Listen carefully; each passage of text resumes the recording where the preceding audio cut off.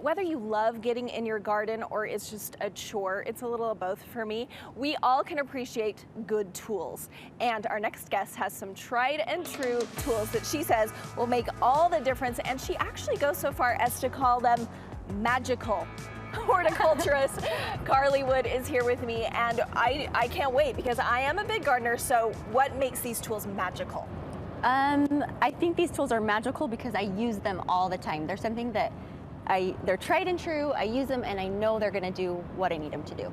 Okay, and are these tools, so I have a really big yard. What if you only have something small? Are these things that can work for kind of the hobby gardener and then the serious one too? Yes. Okay. These are, and you can see like, I didn't clean any of my stuff these today. are ones you really use. I really use this stuff all the time. Okay, so we're gonna go one by one through these. We're gonna start with these, and I've never seen this before. Tell me what these are. Okay, so these are leaf scoops. And these, obviously, like I've used them a lot. These will be your best friend. I love them in the fall time for sure because they make picking up leaves so easy.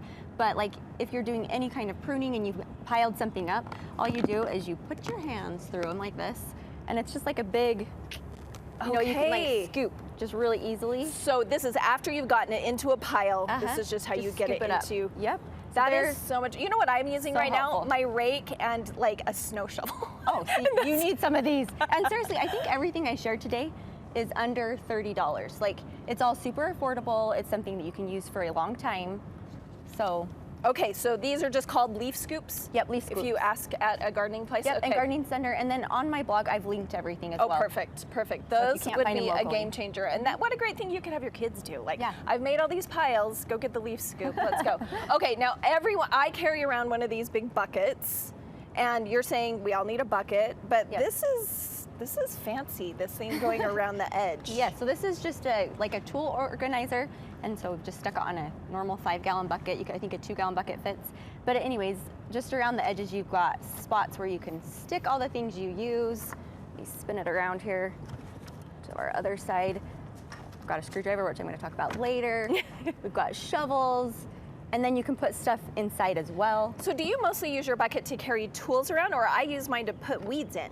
Well, I have another bucket or my garbage can. Okay, we're going to talk about But the reason I don't put anything like weeds in here is because if I dump it, then all my tools will dump out. Okay, so let's talk about some of the tools you have inside, because not only is the whole organizer full, but we're full on the inside. This is like a Mary Poppins bucket bag. I mean, I've got tons of stuff in here. We've got extra pairs of gloves.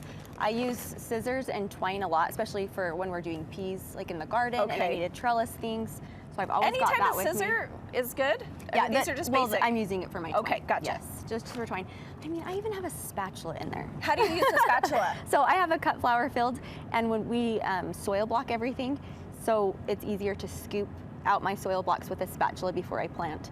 So it's in there because we've been doing a lot of planting lately. Okay. I've got extra rakes and shovels, so if my daughter's out helping me, I have a hammer, because I do like stake for my flower field. Like we do stakes every so often, so I've got my hammer. So you're basically carrying around a whole toolbox. Yes. A gardening toolbox with this. And I've never seen one of these before, but how handy would this be instead of having it on your waist? Yeah, it's way nice, because I mean, sometimes the waist ones are nice, but sometimes you can't fit everything. Okay, now, if you had to narrow down your tools to like the thing you love the very most, you have something. What is yours? The thing that I'm loving most is my HORI knife. It's also called a garden knife. It looks like a scary knife. Look how sharp that is. Okay, what are we using this for? Okay, so this can be, I use it to plant, I use it to weed, I use it to cut things. You can see like there's a serrated edge, and then like this edge is kind of sharp. This like tipped top is really easy for good for weeding. Okay. Like, I'm not kidding you. If you get one of these, you will use it all the time. A HORI knife. Yep. Okay, and you're using this just to cut stems like off. Sometimes you've got you're weeding something and there'll be a root from something, and you can kind of saw into it.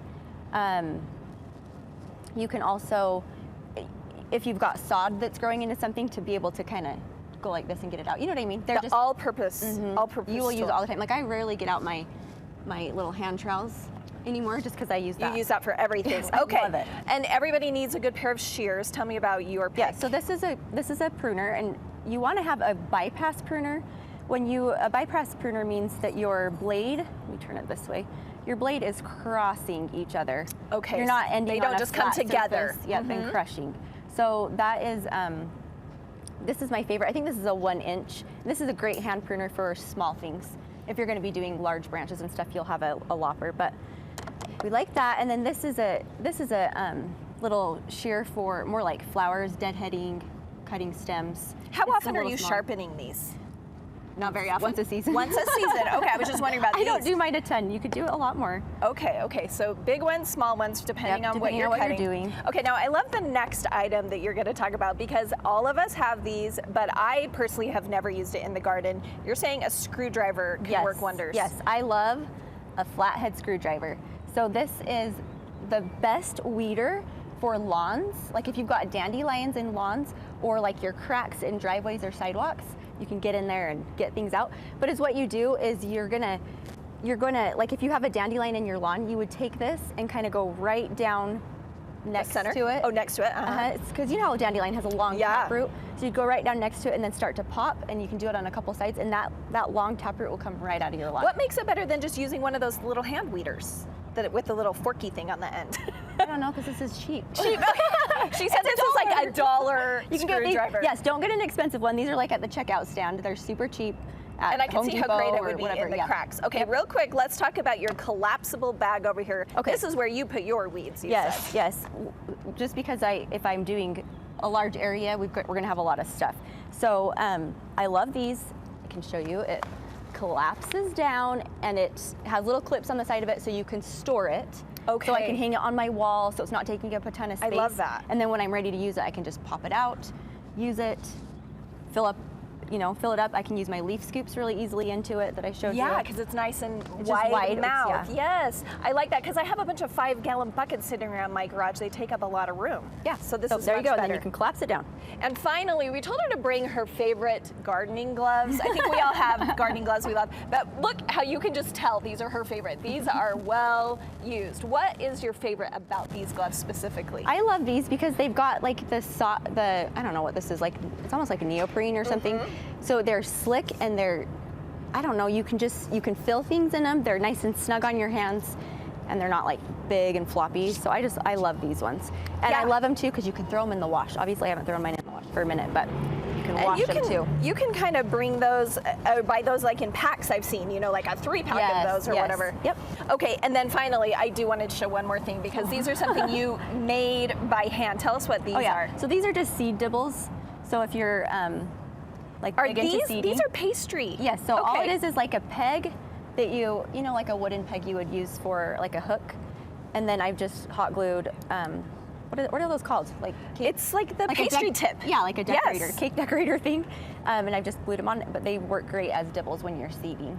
What a great tip. There you go. Carly Wood, where can people find more information from you if they want? Okay, so I'm mostly on Instagram. It's The Garden Spot.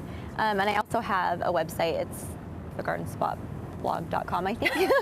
She's like, go to Instagram. Go to Instagram and I'll link you there. Thank you, Carly. Thanks. I'm excited to get back in my garden and use all these tools, and I'm buying some of these. Yes, Thanks, you will love Carly. them.